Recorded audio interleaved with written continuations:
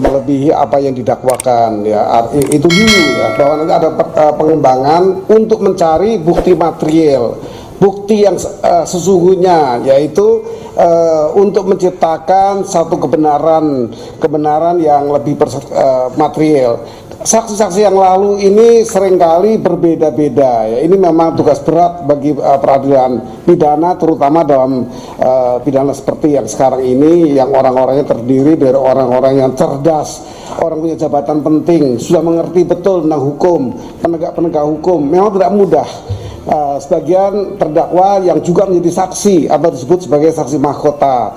Tentu agenda saksi ini lebih panjang dibanding pemeriksaan pada umumnya perkara pidana. Ya, kalau dari pengamatan Prof. Gayus, dari keterangan saksi yang sudah berjalan, apakah sudah cukup membuat terang peristiwa ini, dan mengapa banyak saksi yang dihadirkan berulang-ulang begitu, Prof? Saksi ini sesungguhnya menurut teori tentang saksi tidak terlampau menjadikan hakim ini kesulitan untuk memutuskan sesuai apa yang didakwakan dengan bukti-bukti yang ada. Karena saksi hanya sepertiga bagian dari alat bukti yang sah menurut pengelompokan alat bukti yang sah yang 5 itu. Jadi majelis hakim cukup dengan petunjuk. Petunjuk adalah saksi, itu yang utama saya sebut sepertiga tadi. Kemudian surat ini termasuk WhatsApp, SMS dan sebagainya, sekarang sudah menjadi surat elektronik. Dan ketiga adalah saksi terdakwa yang belum diperiksa. Pada agenda berikutnya akan saksi terdakwa yang betul-betul dapat ditemukan kebenarannya material. Ini berbeda dengan perkara perdata. Sering orang mencampur adukan pengertian saksi terdakwa tidak ada ya, tapi bagaimana saksi digali kebenarannya hanya secara formal, black on white. Itu yang oleh hakim dipertimbangkan, sehingga hakim di perdata tidak boleh ultra petita, tidak boleh melebihi apa yang sengketa itu dimohonkan. Kalau ini berbeda, ini kan pidananya juga ini spesifik, ini khusus karena orang-orangnya juga orang-orang yang terdidik di soal hukum. Artinya mereka memiliki kiat-kiat yang bagi hakim merupakan salah satu perjuangan juga untuk mengatasi. Oke, Prof, banyaknya keterangan yang berbelit-belit yang muncul di persidangan dari para saksi, kemudian banyaknya juga jumlah saksi yang dihadirkan, apakah akan membuat nantinya jalannya persidangan ini akan berlarut-larut, Prof? Tidak berlarut-larut, tapi memang lebih lama dari biasanya karena saksi ini berbelit-belit, bahkan kadang-kadang tidak sama dengan ketika menerangkan di BAP atau di penyidik. Namun saya ingatkan, saksi ini tidak boleh diperlakukan dengan tindakan-tindakan, kata-kata yang sifatnya menekan. Itu jelas dilarang di undang-undang. Saksi tidak hanya tunduk kepada KUHP atau kitab hukum acara pidana, tapi saksi dilindungi oleh undang-undang tentang saksi dan korban, yang isinya antara lain tidak boleh ditekan dengan bentuk apapun, biar mengalir saja bahwa dia mau berbelit-belit, kecuali dia berbohong. Saksi dusta akan menerima ancaman hukuman dan bisa dihukum oleh hakim kalau hakim menemukan ini kebohongan. Ya, Prof. Gayus, kalau kita melihat jalannya persidangan hingga saat ini, apakah pengungkapan motif sebenarnya dari kasus ini bisa menjadi sulit untuk diungkap, atau sebaliknya akan mudah untuk diungkap? Saksi ini saya katakan tadi hanya menempati sepertiga petunjuk bagi hakim ya. Nanti akan dilengkapi dengan surat apa saja ditemukan di persidangan ini, kemudian disandingkan pula persesuaian dengan keterangan terdakwa. Nah, dari ketiga hal ini hakim mempunyai petunjuk, dan petunjuk itu menjadi dasar keyakinan hakim untuk memutus perkara ini. Tidak terlalu simpel. Jadi kalau saksi dibuat alasan bermacam-macam, saya tidak sependapat. Saksi itu dilindungi, apa saja yang disampaikan itu yang dicatat. Kalau itu bohong, dia dihukum. Tetapi saksi tidak perlu ditekan-tekan, dibentak-bentak, yang saya saksikan juga di persidangan, baik oleh JPU, oleh hakim, bahkan penasihat hukum ikut-ikut membentak. Saya lihat ini sangat tidak dibenarkan oleh Undang-Undang Perlindungan Saksi dan Korban. Oke, mungkinkah apa yang dilakukan oleh majelis hakim, kemudian juga oleh jaksa dan juga kuasa hukumnya menjadi salah satu cara atau alternatif mereka untuk memperoleh keterangan dari saksi, Prof? Boleh, betul, bisa. Hakim bisa menggali dengan berbagai upaya. JPU justru kalau berbeda juga tentu ada kelainan yang tidak menyenangkan bagi JPU. JPU lemah berada dalam dakwaan kalau ini sampai disaksikan yang berbeda. Sama juga penasihat hukum jangan merasa dirugikan, itu bertujuan untuk berkaitan dengan kepentingan kliennya. Tetapi undang-undang menjamin saksi harus tidak boleh ditekan dalam bentuk apapun. Ini bukan di KUHP, ini di perlindungan tentang saksi dan korban. Artinya apa, ya diterima saja apa saksi yang disampaikan.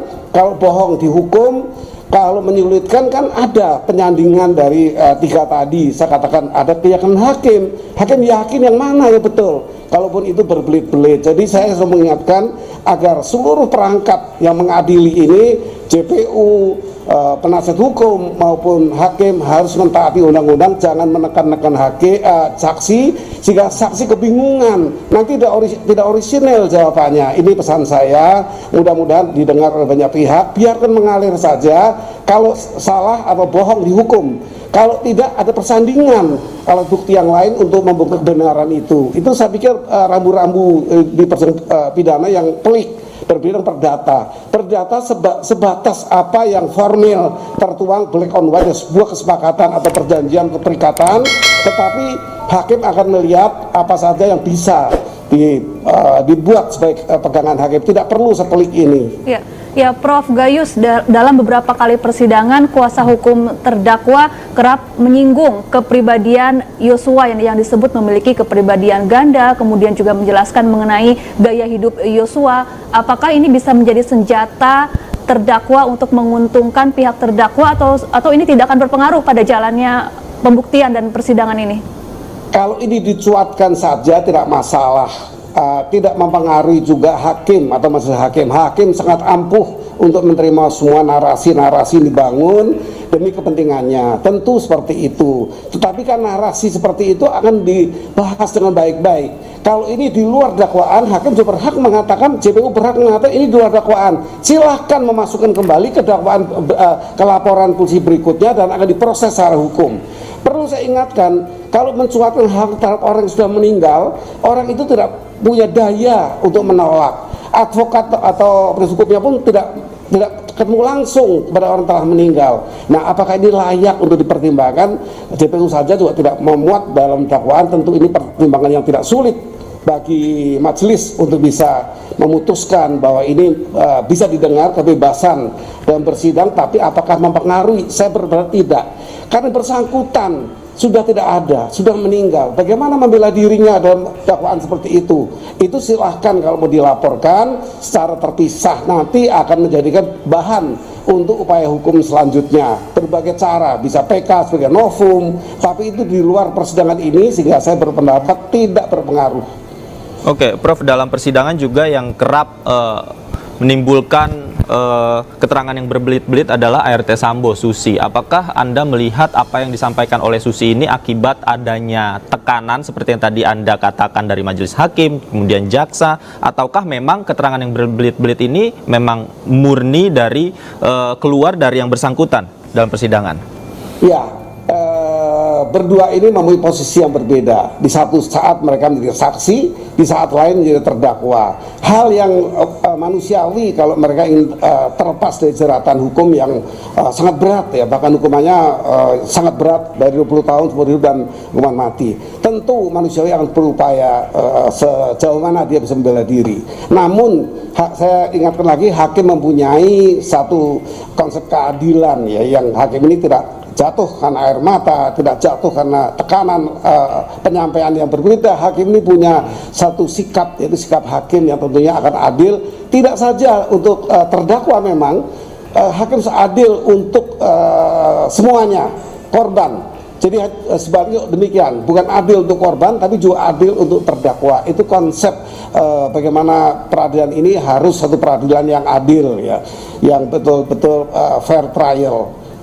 Baik, Prof Gayus, salah satu ajudan Verdi Sambo yang bersaksi di persidangan kemarin sempat mengaku mengubah keterangannya karena takut kepada atasannya Verdi Sambo. Ke depan bagaimana upaya untuk menjamin agar para saksi ini bisa berkata jujur dan berani? Sejauh mana perlindungan kepada saksi harus diberikan?